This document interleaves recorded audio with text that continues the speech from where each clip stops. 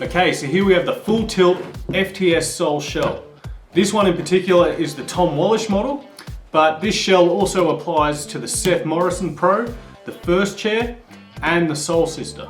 Now the only difference as you go to the other models, besides color scheme, is going to be the flex rating of the tongue. But also on the Seth, it does change to a different power strap with more of a booster style cinch up strap. Now even though this boot is based off the old Replaceable molds, which Full Tilt still uses in a couple of models, what they've done with this Fts Soul shell is improved it in a few different ways. Now most notably, the widening and squaring out of the toe box. Now what this allows is just so many more people's feet to fit into a traditionally narrow 99mm last. So that is really great for anyone with a prominent big toe or a little bit wider forefoot, and puts the boot more into the category of a medium fit rather than a narrow fit like the Classic. Now another major thing they've done to improve the boot is add replaceable toe and heel pieces. Now this can really extend the life of your boot. With the toe and heels, you're looking at a fairly rubberized compound, which is going to give you a little bit better grip when hiking or walking on the snow. In the base of the boot, we have a shock absorbing boot board, and you can see with the Full Tilt boot board, it is not flat like many others, it actually rolls over. But what we're looking at is a ramp angle with an average of 6 degrees.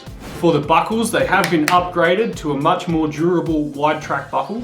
For the liner, we have an Intuition Power Wrap liner. Now the Full Tilts have always been a very customizable boot when it comes to changing things like ramp angle and cuff alignment. We have the ability to alter the cuff alignment with the rivets.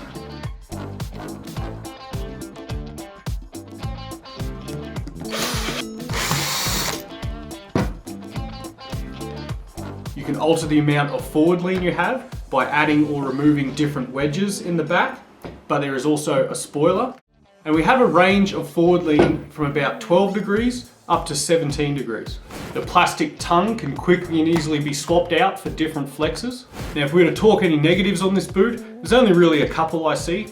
Now the first can be the Intuition liners and having a bunch of foam underneath the foot in the base of the liner. And this can just be a problem for people when they get a footbed into their liner, as it's reducing the amount of space you have across the top of the foot. So that can be an issue with pressure over the top of the foot, and something that can just be avoided if we went to a flat-based Intuition. And the only other bone to pick would just be the durability of the toe and heel pieces.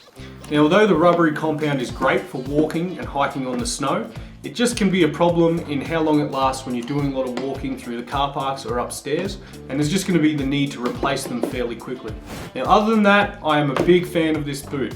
Now even though it's predominantly known as a park or freestyle skier's boot, I think that does it a bit of a disservice, as it does hold up really well all over the mountain.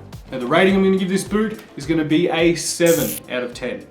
Thanks guys, catch you in the next review.